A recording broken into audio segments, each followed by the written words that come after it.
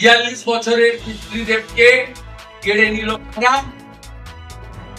গুন্ডা, মস্তান, হারমাদ, জঙ্গি, এরা তো করেই এদের কাজ।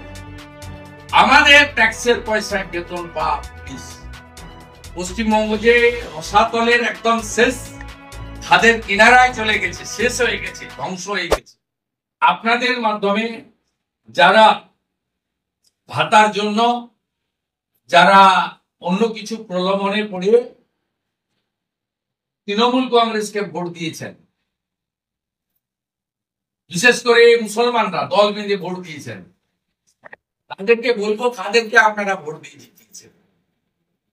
আপনারা দেখুন, একজন অবসরপ্রাপ্ত সামরিক কর্মী, 42 বছরের যুবক, তাকে তৃণমূল ক্যাডারদের হাতে নয়, আমাদের ট্যাক্সের পয়সায় বেতন পাওয়া যে রক্ষকে আজ ভক্ষক, তাদের হাতে এইভাবে নৃশংসভাবে উন্নত হলো কাস্টোডিয়াল ডেথ।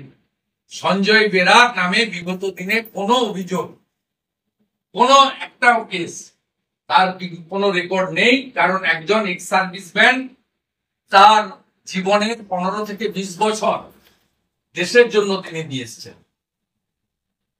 তাই এইরকম একজন ট্রু রাষ্ট্রবাদী, তাকে যেভাবে সরকারি ট্যাক্স, জনগণের ট্যাক্সের পয়সায় বেতন পাওয়া পুলিশ খুন করলো, এই লজ্জা রাখার জায়গা নেই, নিন্দা জানানোর ভাষা নেই। এবং এই ঘটনার মধ্য দিয়ে প্রমাণ হলো এবারের পশ্চিমবঙ্গের নির্বাচন পুলিশ এবং আইপ্যাকের মিলিত শক্তি জনগণের প্রকৃত অধিকার কেড়ে নিয়ে পিছনের দরজা দিয়ে তৃণমূল কংগ্রেসকে আমাদের থেকে কয়েকটা সিট বেশি হয়তো পাইয়ে দিয়েছে এবং পার্সেন্টেজে 3-4% বেশি ভোট পাইয়ে দিয়েছে। আমরা ভারতীয় জনতা পার্টি রাস্তায় থাকবো, আইনি লড়াইতে থাকবো, পরিবারের সঙ্গে থাকবো, এইটুকু বলার জন্যই আপনাদের কাছে এসেছিলাম।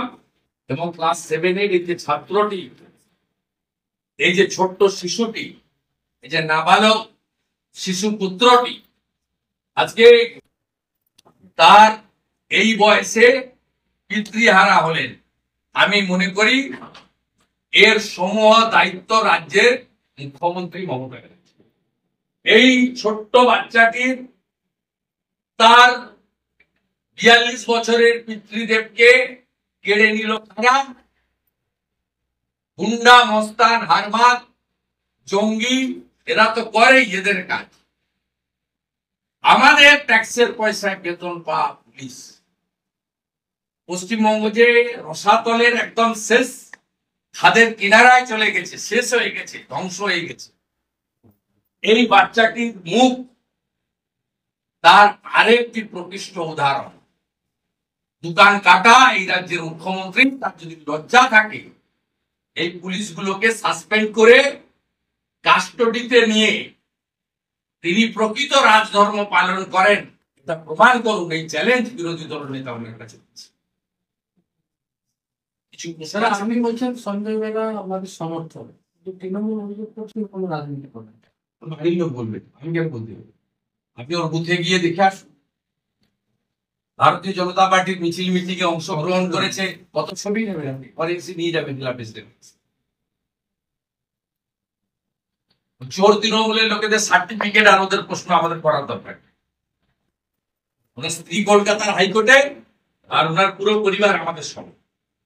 আর ওই বুথে চলে যান, আর অবসরপ্রাপ্ত সামরিক কর্মী বা আধা সামরিক বাহিনীর কর্মীরা কেউ নরেন্দ্র মোদীর বাইরেতে, সবাই নরেন্দ্র মোদীকে সাপোর্ট করে। আমি সব গ্রামে গিয়ে খোঁজ দিই,